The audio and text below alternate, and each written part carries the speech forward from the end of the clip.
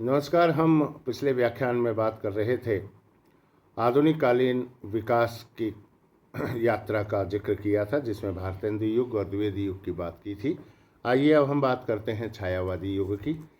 निराला की जूही की कली, प्रसाद की कानन कुसुम, पंत की पल्लव जैसी नई काव्य चेतना से युक्त कविताएं 1920 के आसपास प्रकाशित हो गई, जबकि छायावाद को प्रवर्तम रचना कामायनी का प्रकाशन 1935 में हुआ, पंत की युगांत 1936 में तथा निराला की अनामिका 1938 में प्रकाशित हुई। इस प्रकार 1920 से 1935 तक की कालावधि में रचे गए काव्य को जिस नाम से पुकारा जाता है उसे छायावाद कहते हैं। यह आरंभ में छायावाद नाम नई प्रकार की कविताओं के लिए उपहास रूप में प्रयुक्त हुआ, किंतु कालांतर में यही इस काव्यधारा के लिए रूढ़ हो गया। 1914 में बंगला कवि रविंद्रनाथ टैगोर की गीतांजलि नामक काव्य कृति पर नोबेल पुरस्कार भी मिला। इससे भारतीय मनीषा को नए गौरव की अनुभूति हुई। उधर पश्चिमी साहित्य का गहरा प्रभाव हिंदी कवियों पर पड़ने लगा था। हिंदी के कवियों को अंग्रेजी के रोमांटिक कवियों के काव्य ने बहुत आकृष्ट किया। हिंदी कविता जब 1914 के आसपास अपने लिए नए क्षितिज खोज रही थी, तब प्रथम विश्व युद्ध का समय था। स्वतंत्रता आंदोलन का नेतृत्व गांधी जी के हाथों में आ चुका था। पाश्चात्य अर्थव्यवस्था एवं संस्कृति भारतीय जीवन की नियति बनती जा रही थी। रामकृष्ण परमहंस, विवेकानंद, गांधी, टैगोर के विचारों ने कवियों के मानस को उद्वेलित किया था। इन सभी प्रेरणाओं ने हिंदी में छायावादी काव्यधारा को जन्म दिया।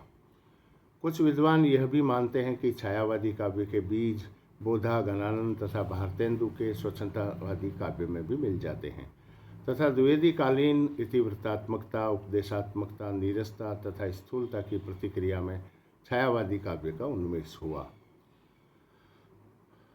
छायावादी कविता के लक्षण हमें द्विवेदी युग में सरस्वती, इंदु और आदि पत्रिकाओं में प्रकाशित कुछ कविताओं में मिल जाते हैं, किंतु यह तथ्य निर्विवाद है कि प्रसाद, पंत, निराला तथा महादेवी वर्मा छायावादी काव्य के प्रमुख स्तंभ हैं।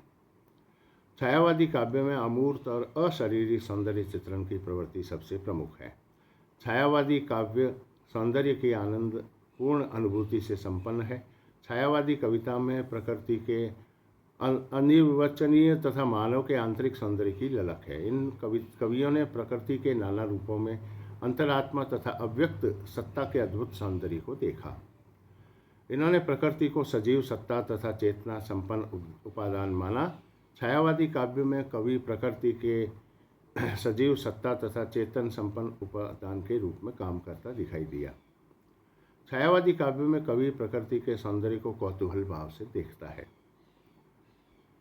क्योंकि उसमें अव्यक्त सत्ता के होने का आभास है। कवि के लिए प्रकृति करुणा तथा वेदना की अनुभूति का आलंबन भी है। छायावादी कवि की सौंदर्य चेतना अत्यंत सूक्ष्म है, अतः वह नारी के स्थूल तथा मांसल सौंदर्य का उपासक न होकर नारी के आंतरिक सौंदर्य के प्रकाश को तथा उसके अंग सौंदर्य की आत्मा के अनुराग को चित्रित करता है। इसलिए छायावादी काव्य में चित्रित प्रेम का स्वरूप भी अत्यंत उदात्त है। वह स्त्री पुरुष की दैहिक वासना से परे एक अज्ञात प्रेम की परिकल्पना करता है।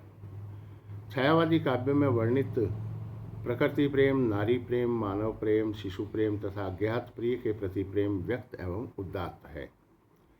महादेवी के गीतों में वर्णित प्रेम तो उस दशा को पहुंच जाता है जहां प्रेमी और प्रिय का भेद अपने आप मिट जाता है, किंतु यह प्रेम मानवतावादी विचारधारा से पोषित है।